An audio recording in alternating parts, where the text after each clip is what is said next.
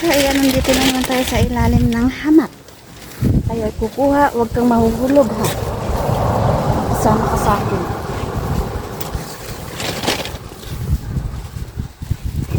Look at this.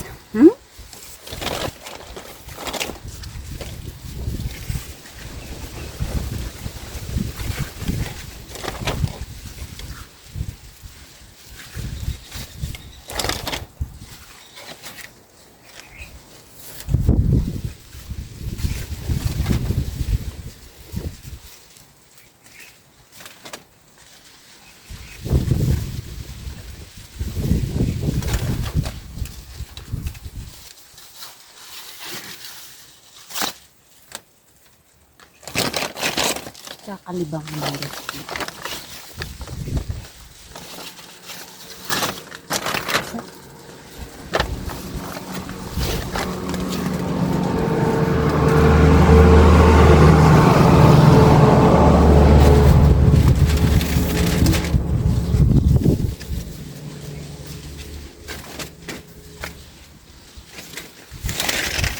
Nakakahiya yung unang pamimitas ko dito for butas ang ilong ko yung nakita.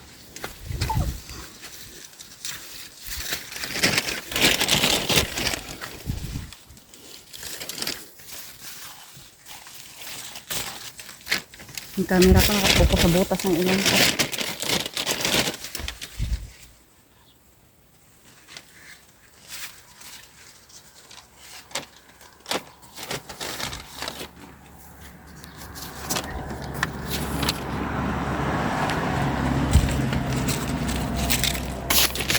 Bismillah.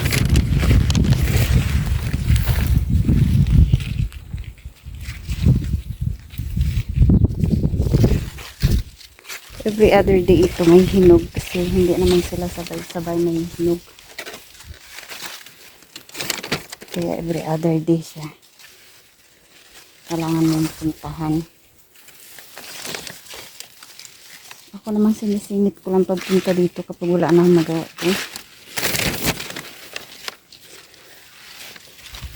Pag alam ni amo kasi na busy ako, hindi ako nagpipresenta pumunta dito.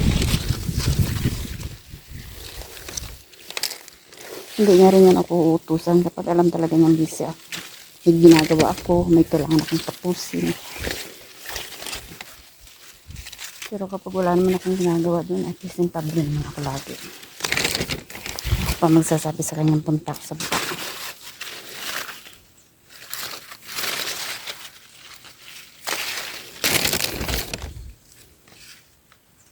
Tingnan natin yung grips kung mayroong bunga.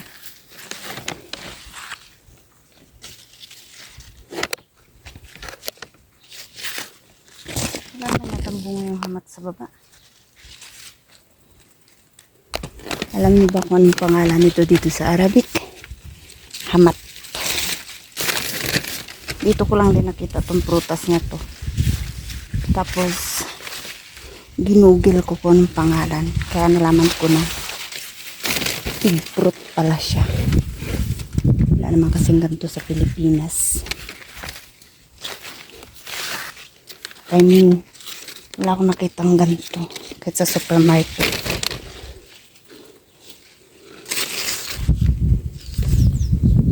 Kaya hindi siya familiar sa akin.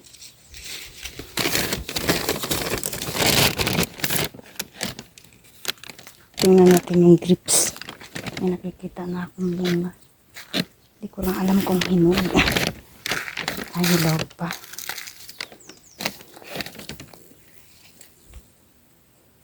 Hilaw pa siya. Hindi pa siya pwedeng pakialaman. Ay. Ang dami lang ano dito. Ang dami sa taas. Oh. Hindi ko naman umakyat. Mahulog pa lang ko dira. Muli kong buktot eh.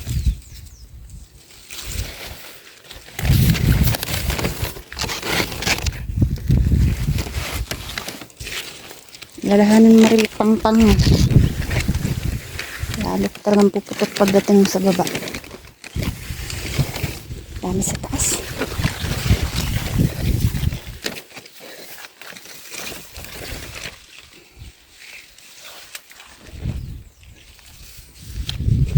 Tara, doon na tayo sa Piras.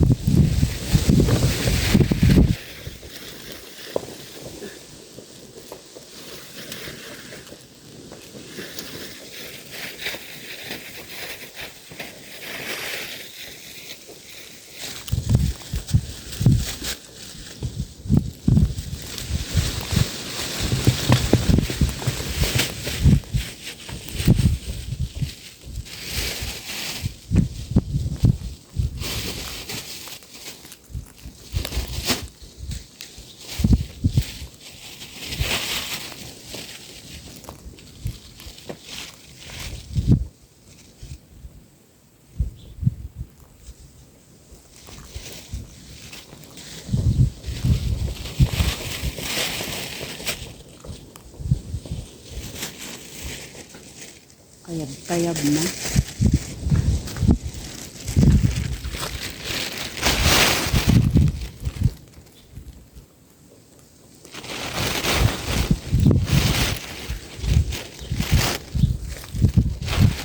So yun, maraming salamat uli sa pagsama at panunood. See you in my next vlog. Don't forget to follow, like, and share. Mahal ko po kayo. Amping Kanunay.